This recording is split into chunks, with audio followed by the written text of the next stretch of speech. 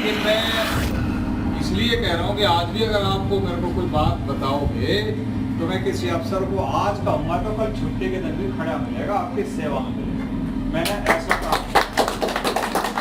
मैं इसलिए नहीं कि जनपद वेलकम न्यूज़ के माध्यम से बता दूं कि इस वक्त प्रोफेसर यादव कामों को लेकर जाने जाते हैं। आप उस तरह जितने भी इनके विधानसभा में हम लोग जा रहे हैं, डोर टू डोर कैंपेन में देख रहे हैं, लोगों का प्यार स्नेह मिल रहा है, उन्हें भरपूर स्नेह और सपोर्ट भी।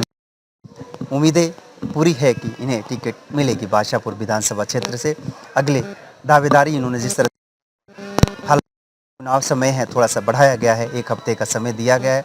इसमें professor Hansraj Yadav door to door लोगों से मिलने की कोशिश कर रहे हैं। मैं आप कोशिश करूंगा इसी घर में उनकी स्वागत समारोह रखा हुआ है और असम जो पगड़ियां बांध कर जो संस्कृति झलकाई जाती है, इस तरह से गांव के लोगों ने उन्हें पगड़ी बांधकर सम्मानित किया है। बादशाहपुर विधानसभा की टिकट की सबसे बड़ी दावेदारी करने वाले प्रोफेसर हंसराज यादव पहुंचे हसनपुर गांव, जहां पर लोगों ने प्रोफेसर हंसराज का स्वागत कर फूल मालाओं से किया। प्रोफेसर हंसराज ने कहा कि मैंने ईमानदारी से काम करना राव साहब से सीखा है और जो कह दिया वह करता हूं। प्रोफेसर हंसराज यादव ने कहा कि ये नेता ऐसा होना चाहिए कि जहां अधिकारी खड़े होकर बात करें और काम करें। हसनपुर गांव के लोगों ने अपनी अपनी बातें रखी और कहा कि हंसराज राव साहब के बहुत ही करीबी नेता हैं और कार्यकर्ता हैं, इसलिए सबसे पहले टिकट की दावेदारी प्रोफेसर हंसराज की होनी चाहिए और हम सभी मांग कि प्रोफेसर हंसराज यादव को भी भारतीय जनता पार्टी से टिकट बादशाहपुर विधानसभा से मिले, क्योंकि वे सबसे ज्यादा पढ़े लिखे और बुद्धिजीवी व्यक्ति हैं।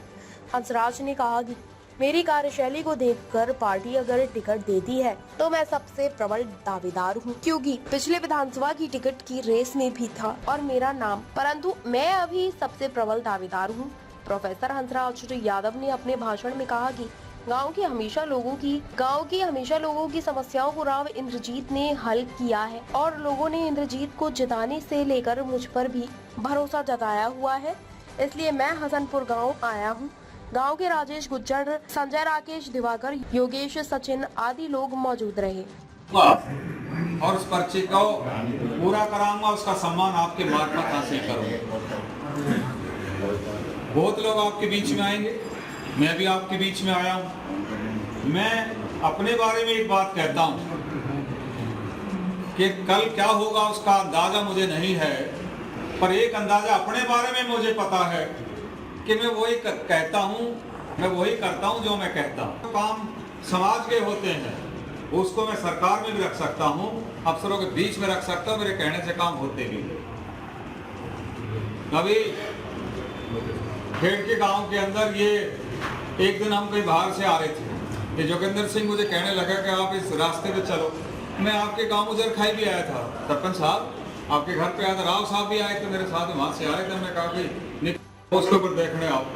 हम कहीं और उधर खाई से आए, वापसी आ गए, तो हम वहाँ उस रास्ते में गए, देखा कि अच्छा रास्ता 1 किलोमीटर के आसपास होगा। यार ये पक्का हो जाए प्रोफेसर साहब तो बात बढ़ेगी। कभी अच्छा तू कह रहा तो प्रयास करूंगा।